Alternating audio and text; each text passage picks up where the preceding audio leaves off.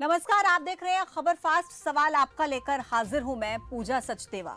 किसी भी राज्य, शहर या क्षेत्र में शांति बनाए रखने के लिए और जनमानस की सुरक्षा के लिए कानून व्यवस्था एक मुख्य अंग है।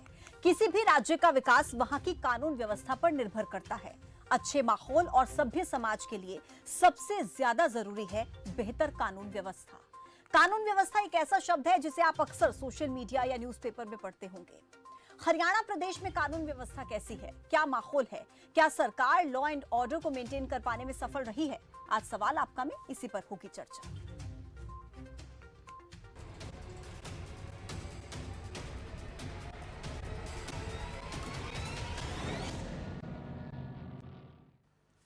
चलिए सबसे पहले आपको ताजा घटनाक्रम बताते हैं। अंबाला कैंट हाथी खाना मंदिर के पास आज बाइक पर सवार दो युवकों ने गोलियां चलाकर एक युवक की हत्या कर दी। सीसीटीवी फुटेज के जरिए आप देखिए क्या हुआ था, किस तरीके से बेखौफ बदमाशों ने इस वारदात को अंजाम दिया। दो बाइक सवार युवक देखिए आते हैं और एक व्यक्ति पे किस तरीके से 7 से 8 राउंड की फायरिंग यहां पर की जाती है सरेआम। इन तस्वीरों में देखिए जब यहां आसपास से लोग निकल रहे हैं, पास कर रहे हैं, उसके बावजूद भी आप देखिए किस तरीके से बेखौफ होकर ये दो युवक यहां पर आते हैं, बाइक को रोकते हैं। पहले एक युवक उस पर एक गोली चलाता है, फिर दूसरा युवक बाइक को मोड़कर फिर से वहां पर आता है और दोनों इस पर 7 से 8 राउंड की फायरिंग करते हैं। एक बार फिर से तस्वीरें देखिए, ये तस्वीरें दिन के समय की हैं। रात का अंधेरा यहां पर आपको नजर नहीं आ रहा होगा, लोग यहां से गुजर रहे हैं, लेकिन उसके बावजूद इन दो मंचलों ने इस वारदात को अंजाम दिया। ये जो व्यक्ति इसमें घायल हुआ है, इसे अस्पताल पहुंचाया गया, लेकिन वहां पर उसने दम तोड़ दिया। इस पर पुलिस का वही रटा रटाया बयान जो आप अक्सर सुनते हैं। मामला दर्ज कर लिया है, कार्रवाई की जाएगी। कर रहे हैं, जो भी इसके परिजन स्टेटमेंट देंगे उस हिसाब से कार्रवाई की जाएगी और शीघ्र जो भी इसमें अपराधी हैं उनको गिरफ्तार किया जाएगा। इसके अलावा एक दिन पहले एक और मामला सामने आया था जिसमें उचाना हलके के अलीपुरा गांव में एक प्राइवेट स्कूल के संचालक की गोली मारकर हत्या कर दी गई थी। वो भी सुबह का समय था। मृतक सुरेश सैर के लिए निकला था, तभी कार पर सवार 2-3 लोगों ने मिलकर गोली मारकर उसकी हत्या कर दी। करीब 2 साल पहले मृतक सुरेश के बेटे की भी चाकू मारकर हत्या कर दी गई थी और उस पूरे मामले में सुरेश मुख्य गवाह था। ये मामला उसी से जोड़कर देखा जा रहा है। अच्छा, 3 से 4 दिन पहले सोनीपत से एक मामला सामने आया था जिसमें एक लड़की से छेड़छाड़ का विरोध करना एक परिवार को महंगा पड़ गया। कुछ मनचले युवकों ने लड़की के परिवार पर तेजधार हथियार से हमला कर दिया। जब पड़ोसियों ने इसका विरोध किया तो उन पर भी हमला किया गया। जाहिर सी बात है कि जब ऐसे मामले सामने आएंगे तो कानून व्यवस्था पर सवाल उठना लाजमी है और सवाल किए जाएंगे। ऐसे ही कुछ सवाल आज इस मंच के जरिए हम पूछेंगे अपने मेहमानों से। जो 2 मेहमान मेरे साथ जुड़ेंगे उनसे सवाल रहेंगे। पहला सवाल, बढ़ता अपराध कैसे लगेगी लगाम? आखिर कब? बढ़ता अपराध, बेलगाम अपराधी, लेकिन इसका जिम्मेदार कौन? क्या कानून व्यवस्था में बदलाव करने की जरूरत लग रही है कि इस तरह से ये वारदातें सामने आ रही हैं? आखिर कैसे एक आम आदमी अपने आप को महफूज महसूस करेगा? ये तमाम सवाल हैं जिन पर आज सवाल आपका में चर्चा होगी। 2 मेहमान मेरे साथ जुड़ेंगे, लेकिन कुछ नंबर आपके टेलीविजन स्क्रीन पर फ्लैश हो रहे हैं। नंबर्स पर कॉल करके आप अपने सवाल पूछ सकते हैं। अगर आपके आसपास के इलाके में ऐसा कोई मामला आपने देखा है, ऐसी कोई वारदात सामने आई है या आपको लगता है आप महफूज नहीं हैं, आपको दिन दहाड़े डर के साए में जीने को मजबूर होना पड़ता है, तो इस मंच के जरिए आप अपनी आवाज उठा सकते हैं। आपकी आवाज इस मंच के जरिए अधिकारियों तक पहुंचेगी, प्रशासन तक पहुंचेगी, सरकार तक पहुंचेगी और आपके सवालों के जवाब आपको मिलेंगे इसी मंच के जरिए। 2 मेहमान मेरे साथ जुड़े हैं। तारुफ आपसे करा देती हूं। प्रवीण अत्रे हैं बीजेपी के प्रवक्ता, धर्मवीर ढींडसा हैं अधिवक्ता हैं हाईकोर्ट के। दोनों का बहुत बहुत स्वागत है। प्रवीण अत्रे जी, ताजा घटनाक्रम मैंने दिखाए हैं अभी इन तस्वीरों के जरिए, सीसीटीवी फुटेज हमने दिखाए हैं, लेकिन ऐसे भी और कई मामले हैं जो लाइमलाइट में नहीं आ पाते हैं लेकिन घटते हैं।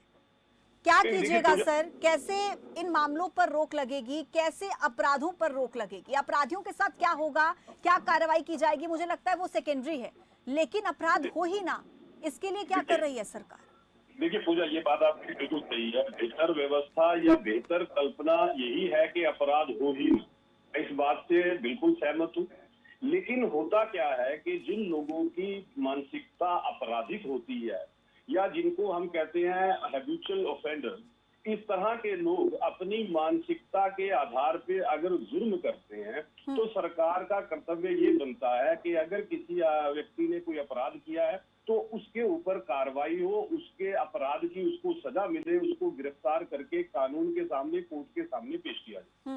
हरियाणा प्रदेश के अंदर अगर पूजा हम बात करते हैं, मैं आपसे एक सवाल करूं कि क्या हरियाणा प्रदेश में आपको कोई ऐसा अपराध, मतलब कोई ऐसा केस या ऐसा वाकया ध्यान में आता है जब किसी अपराधी ने अपराध किया और उसको पुलिस ने गिरफ्तार नहीं किया या कार्रवाई नहीं हुई या कोर्ट के सामने पेश नहीं किया गया, तो आपको शायद याद करना थोड़ा मुश्किल हो जाएगा।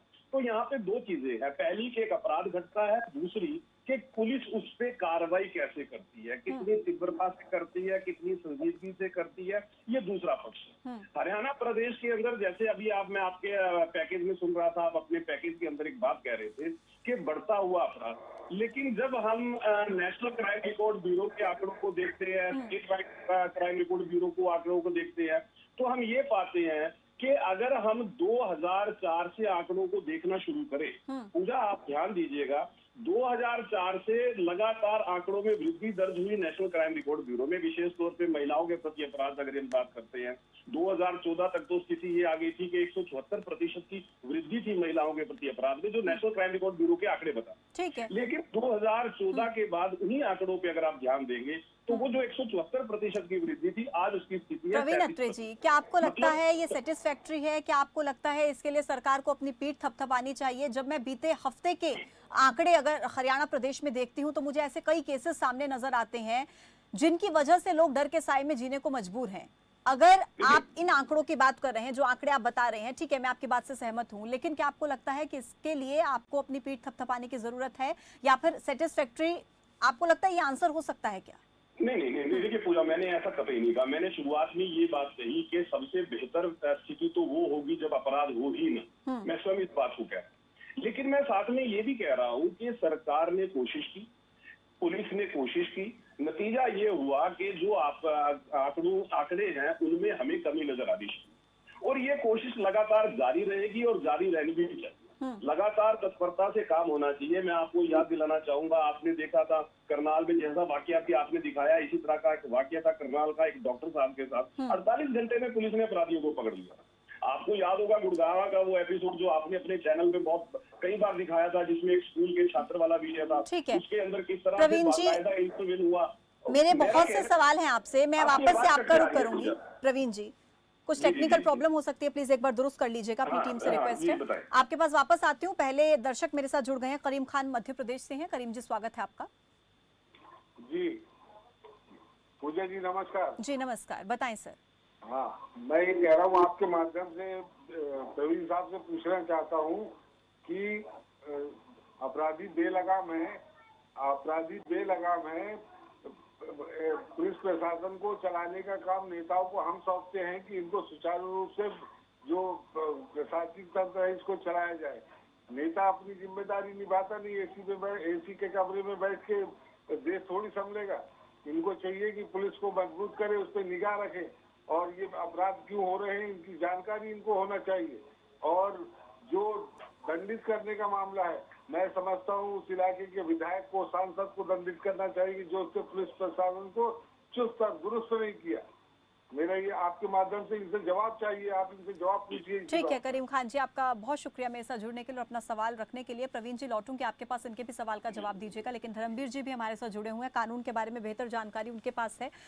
धर्मवीर जी, आपको क्या लगता है, क्योंकि सख्त से सख्त कानून है, इस बात से इनकार नहीं किया जा सकता, लेकिन क्या आपको लगता है कि कुछ ऐसे लूप होल्स हैं जिनमें अब चेंजेस करने की जरूरत है या कानून व्यवस्था को और ज्यादा दुरुस्त करने की जरूरत है? धर्मवीर जी। जी पूजा जी, सीधे तौर पर जो हरियाणा में क्राइम की स्थिति है उससे अगर वास्तव में निपटना चाहते हैं हरियाणा जैसे प्रदेश में, तो उसके लिए जो कानूनी प्रावधान है उनकी कमी नहीं है, लेकिन जो पुलिस व्यवस्था है जिसकी जिम्मेवारी है जो अपराध होने से पहले प्रोएक्टिव एक्शन लेने का जो मामला है, जो हरियाणा में खनन से जुड़ा माफिया या जो ड्रग्स से जुड़ा माफिया काम करता है और जो सीधे तौर पर अपराध की जड़ें वहां तक गई हुए हैं, उसके लिए जो हरियाणा की पुलिस व्यवस्था है उसको अपराध होने का इंतजार करने की बजाय विशेष अभियान चलाने चाहिए, प्रोएक्टिव की नीति अपनानी चाहिए। बहुत महत्वपूर्ण बात। जब अपराधों से जुड़े और खासकर जो गैंगस्टर से जुड़े मामले होते हैं उनमें जब प्रोएक्टिव होकर पुलिस कार्रवाई करती है, उनसे जुड़े लोगों को धरपकड़ करती है और उनको कानून व्यवस्था के लिए उचित सजा के लिए न्यायालय में जी। तो सीधे तौर पर कानून व्यवस्था के मामले में सुधार आता है।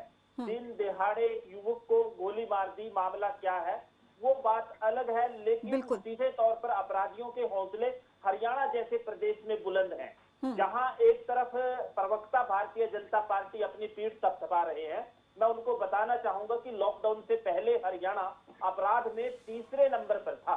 उनमें उनको इस व्यवस्था में सुधार करने की जरूरत है, चाहे पुलिस बल को मजबूत करें या व्यवस्था में सुधार करें। कानूनों में सुधार की गुंजाइश की कम जरूरत है, क्योंकि ऐसे अपराधों के लिए सख्त से सख्त सजा के प्रावधान है। अगर ये मामले साबित न्यायालय में जाकर हो जाते हैं, जहां तक किसी अपराध को न्यायालय में साबित करने का मामला है, वो भी सीधे तौर पर प्रोसिक्यूशन और जो स्टेट की इन्वेस्टिगेशन एजेंसी पुलिस व्यवस्था है उसकी जिम्मेवारी है, और उसके लिए जो मंत्रालय या संबंधित लोग हैं उनकी जिम्मेवारी है। बल्कि यहाँ इनको सीधे तौर पर ये जिम्मेवारी अपनी स्वीकार करनी चाहिए और इसमें सुधार के लिए आगे प्रयास करने चाहिए।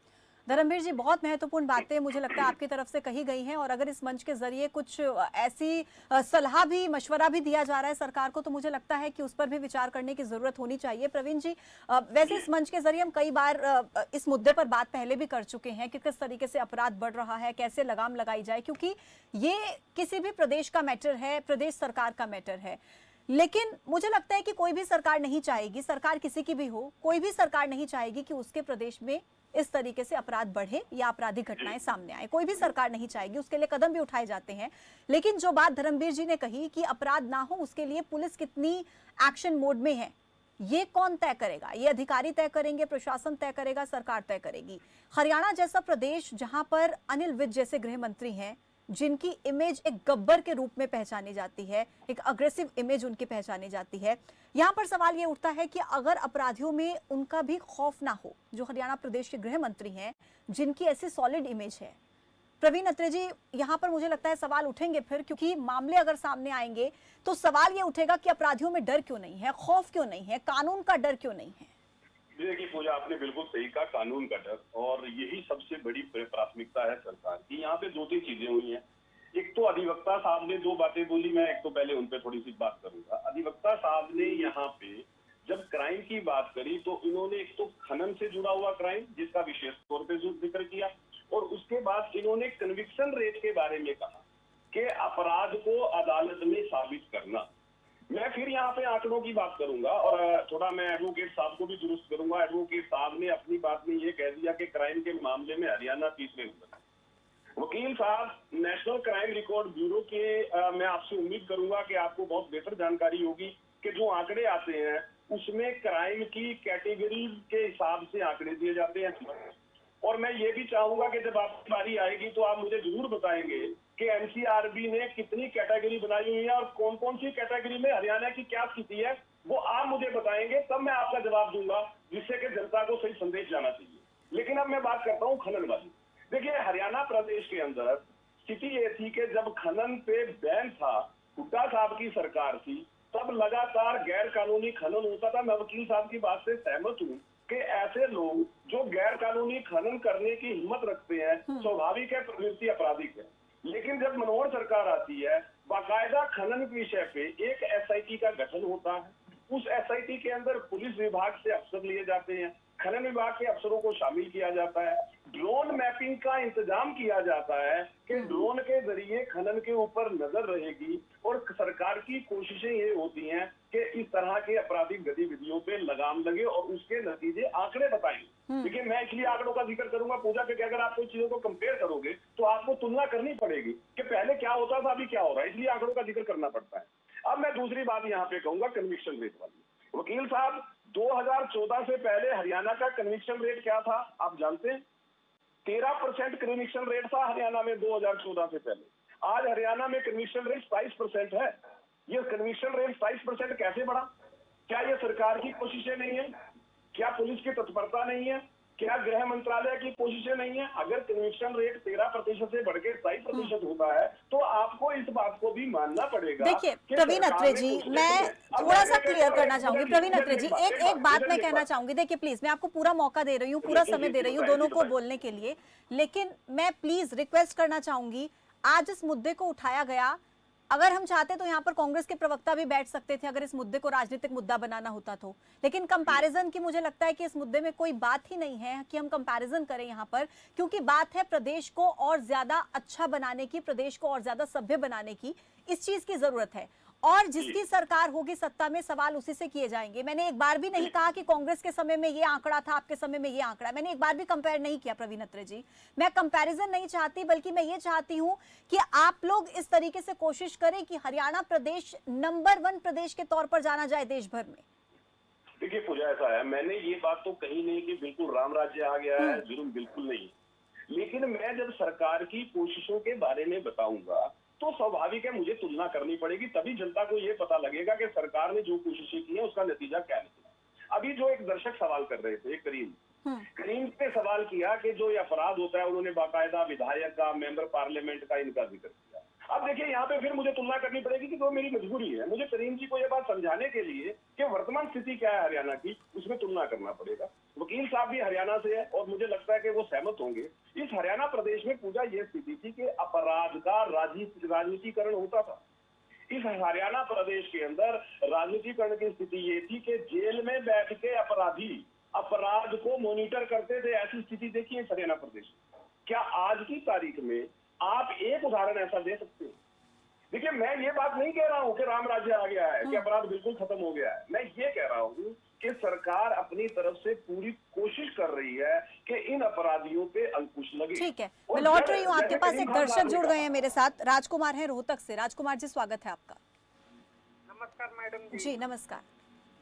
बदमाशों के बड़े हौसले, ड्यूटी पर खाकी सोती है। आए दिन हरियाणा में तो वारदात ही होती है। बहन बेटियों से भी नित्य चैन स्नैचिंग होती है। जुआ सट्टा वेश्यावृत्ति की सरेआम मंथली होती है।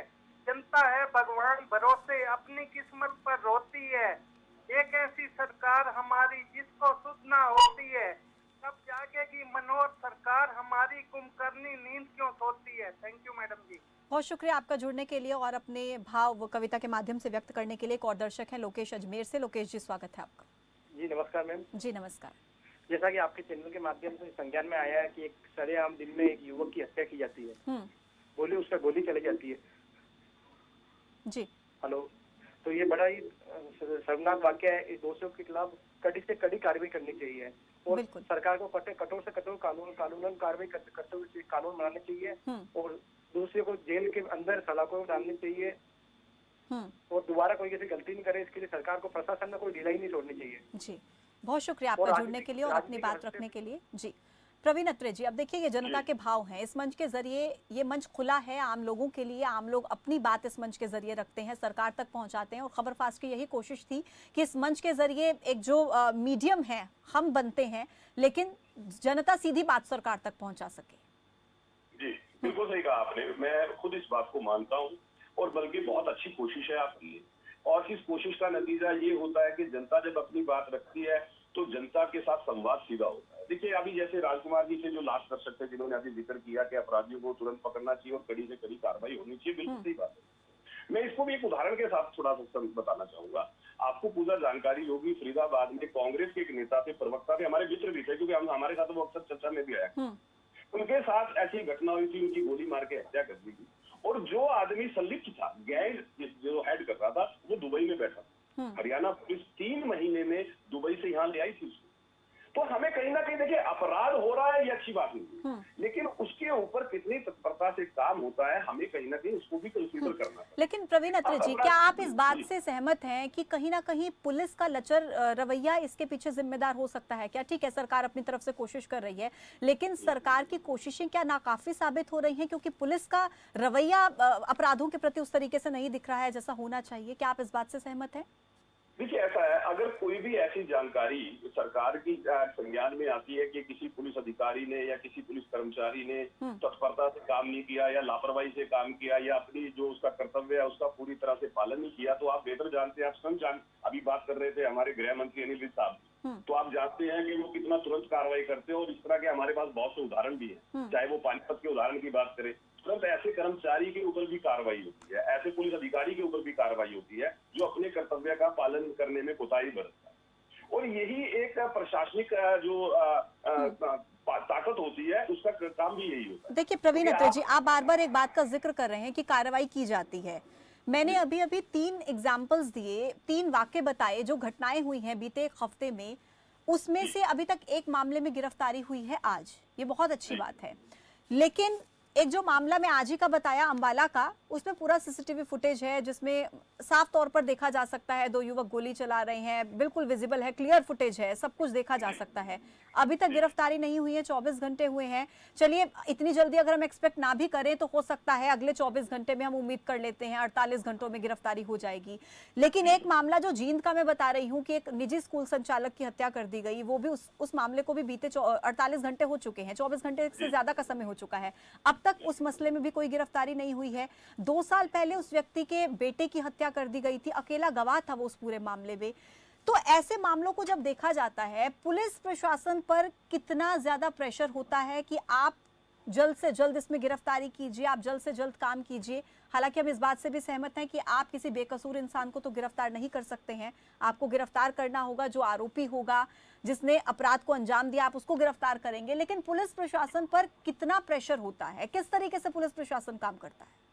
देखिए, जहां तक पुलिस प्रशासन में प्रेशर की बात है, ये तो स्वाभाविक है कि सरकार की तरफ से पूरा दबाव होता है, स्थानीय नागरिकों का दबाव होता है कि जल्द से जल्द अपराधियों को पकड़ा जाए। और मुझे लगता है इस प्रेशर की कोई अहमियत नहीं, क्योंकि पुलिस होती इसलिए है, पुलिस का काम ही ये है। और जब आपको अपना काम को अंजाम देना होता है तो उसके ऊपर किसी तरह के प्रेशर के दबाव के या मनोवैज्ञानिक दबाव, उसका मुझे लगता है कोई इतना महत्व नहीं है। महत्व इस बात का है कि आज जो अपराध घटा है उस अपराधी को पकड़ के कानून के सामने लाना, पहली बात। दूसरी बात, जैसे आपने जो स्कूल संचालक है जिनका जिक्र किया, 24 घंटे हुए हैं, मुझे जानकारी जितनी है वो ये है कि उनके बेटे के साथ भी ऐसी दुखद घटना घटी थी और अपराधी पकड़ लिए गए थे और इसीलिए वो मेन गवाह थे जी। जी। तो कहीं ना कहीं देखिए, जो अपराध दुश्मनी की वजह से घटता है, जहाँ पे 2 लोगों की आपस में दुश्मनी है, इस तरह के अपराध के ऊपर तो मुझे नहीं लगता कि किसी तरह का कोई तंत्र ऐसा है कि जो नजर रख सकता है। क्योंकि जब 2 लोग आपस में झगड़े में है तो उन लोगों की मानसिकता और वो किस तरह से एक दूसरे के ऊपर किस तरह की कार्रवाई करते हैं, वहां पे कहीं ना कहीं पुलिस को जो स्टेप्स हैं वो लेने के अंदर अगर कोई एक्सपेक्ट करे कि पुलिस को पहले तभी तो प्रवीण अत्रे जी बात यहाँ पर डर की आती है, बात यहाँ पर खौफ की आती है। यही कारण है कि इन मामलों पर पुलिस कैसे नजर रखे, कैसे पुलिस को इस बात की अनुभूति हो कि वहां पर कोई घटना हो सकती है, पुलिस कैसे इस पर नजर रखे। तभी बात आती है कि डर क्या है अपराधियों के मन में, खौफ कितना है। लौटूंगे आपके पास धर्मवीर ढींडसा जी, काफी देर से मैंने आपको वक्त नहीं दिया, माफी चाहूंगी। लेकिन क्या आपको लगता है कि कैसे एक आम आदमी खुद को महसूस कर सकता है? क्या आप इस बात से सहमत हैं कि कहीं ना कहीं पुलिस का लचर रवैया अपराधों को बढ़ाने में उनका साथ देता है? देखिए पूजा जी, जहां तक अपराध का सवाल है, अपराध को पहले कैटेगोराइज करना होगा, उसकी श्रेणियों में विभाजित करना होगा। जो सीधे तौर पर जैसा मामला ये अंबाला में दिखा, इसे जो रंजिश या जो आउट ऑफ एंगर जो झगड़ा हो जाता है सामान्य तौर पर, उससे इसको अलग रखा जाएगा। ये सीधे तौर पर एक व्यक्ति को दिन दिहाड़े शूट करने का मामला है, ब्रॉड डे लाइट मर्डर मैं इसको कहूंगा वो है। ये ऐसे जो अपराध हैं ये संगठित तौर पर जुड़े मामले और लोगों से संबंधित अपराध हैं। ऐसे अपराधों में मैं एक बार फिर वही दोहराऊंगा कि पुलिस से ज्यादा जो जिम्मेवार लोग हैं वो जब पुलिस को निर्देश देंगे, उसको इस काबिल बनाएंगे कि वो संगठित अपराध के मामलों में, ऐसे मामलों में जो सीधे तौर पर किसी गैंगस्टर, गैंगवार या किसी जो खनन हमने बताया या इसके अलावा जो हरियाणा प्रदेश में ड्रग्स के मामले हैं उससे जुड़े जो अपराध इससे पैदा होते हैं, ऐसे अपराधों के लिए प्रोएक्टिव नीति अपनानी होगी। हमें अपराध का इंतजार कर उसके बाद कार्रवाई कर उनको पकड़कर सलाखों के पीछे भेजना, कोर्ट में लेकर जाना, उसके अलावा हमें जो नीति अपनानी होगी अपराध को कंट्रोल करने के लिए, वो प्रोएक्टिव की नीति अपनानी होगी कि जो सीधे तौर पर संगठित अपराध करने वाले लोग हैं या इन मामलों से जुड़े लोग हैं, उनका हम अपराध होने का इंतजार न करें, बल्कि उससे पहले हम ऐसे लोगों को आइडेंटिफाई करें, उनको कोर्ट में पेश करें या उनकी जो भी उनके खिलाफ आपराधिक मामले बनते हैं वो किस गैंग से जुड़े हैं, किस संगठन से जुड़े हैं, उनके खिलाफ कार्रवाई करें। ये सीधे तौर पर दोनों अलग चीजें हैं। सामान्य अपराध जो किसी घटना के कारण, किसी झगड़े के कारण होते हैं, उनमें पुलिस बाद में जो कार्रवाई करती है उससे संतोष किया जा सकता है कि पुलिस ने निष्पक्ष कार्रवाई की, अपराधियों की धरपकड़ की, उनको सजा कराई। उसका आप अम्बाला की इस मामले में बिल्कुल जिक्र धर्मवीर कर जी, रहे हैं। अपराध अपराध होता है, वजह कोई भी हो उसके पीछे, और अगर एक अपराधी इस तरीके से किसी वारदात को अंजाम देता है तो कल को उसकी ऐसी वृत्ति हो सकती है कि वो किसी और वारदात को अंजाम दे। जाहिर सी बात है अपराध को रोकना जरूरी है, और अपराध पर कैसे अंकुश लगाया जाए ये सीधे तौर पर राज्य सरकार का काम है, पुलिस प्रशासन का काम है। आप दोनों मेहमानों का बहुत शुक्रिया मेरे साथ इस खास चर्चा में जुड़ने के लिए और तमाम सवालों के जवाब देने के लिए। तो देखिए, संविधान की 7वीं अनुसूची के तहत पुलिस, कानून व्यवस्था और जनमानस ये राज्य के विषय हैं। अपराध रोकना, उसे दर्ज करना, उसकी जांच पड़ताल करना और अपराधियों के विरुद्ध अभियोजन चलाने की मुख्य भूमिका राज्य सरकार, खास करके पुलिस को दी जाती है। संविधान के मुताबिक ही केंद्र सरकार पुलिस आधुनिकीकरण, अस्त्र शस्त्र, मोबिलिटी, प्रशिक्षण के लिए राज्य सरकारों को वित्तीय सहायता प्रदान करती है। तो राज्य में शांति रहे, आमजन बेखौफ रहे, यह सुनिश्चित करना प्रदेश सरकार का ही काम है। सवाल आपका, मैं मेरे साथ अभी के लिए फिलहाल इतना ही। अपडेट्स के लिए आप जुड़े रहिए खबर फास्ट के साथ। नमस्कार।